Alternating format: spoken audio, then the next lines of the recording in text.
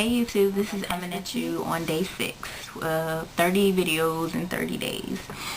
Today I wanted to talk about relationships with parents, specifically my parents.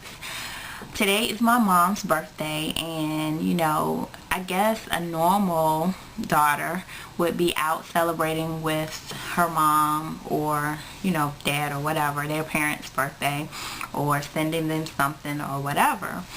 But unfortunately for me, my relationship with my parent is not that good, not the best. It's little to non-existent at this point in my life, unfortunately. Now, don't get me wrong, I love my mom because that's my mother. You're supposed to love them, and I respect her.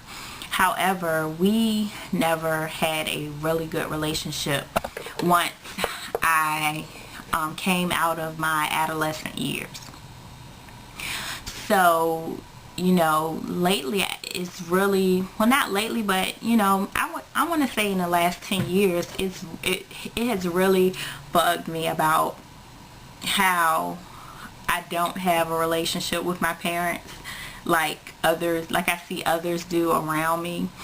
I don't necessarily have someone to go to talk about things that happen in my life, and you need direction, and you want direction from a parent, not your friends. Or I was raised by my grandparents, and my grandmother is 79, so she's in a different generation from where I am, and therefore may not necessarily understand or can't relate to some of the issues that I have going on right now. So I've really been thinking about that lately, and I'm actually trying to work on doing a series on my blog in reference to finding some clarity, or finding some kind of common ground or understanding about my relationship with my parents. I mean, I want to be able to call my mom and say, how are you doing today, blah, blah, blah, and I'm not able to do that. I want to do it to my father. I have the ability to do it with them, but it's almost like a lost cause.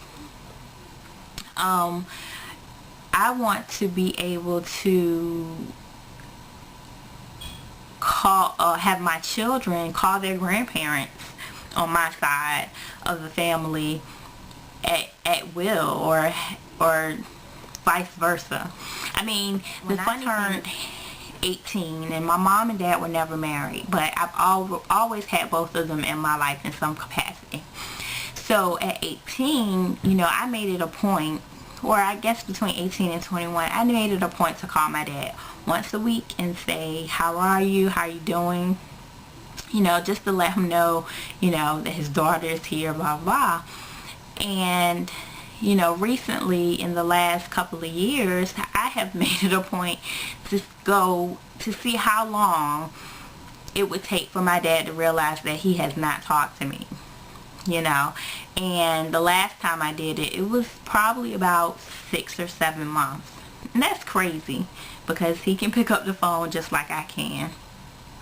So, that's just something that I'm battling with on a day-to-day basis. I'm sure other people that probably or maybe in my situation are battling with it too.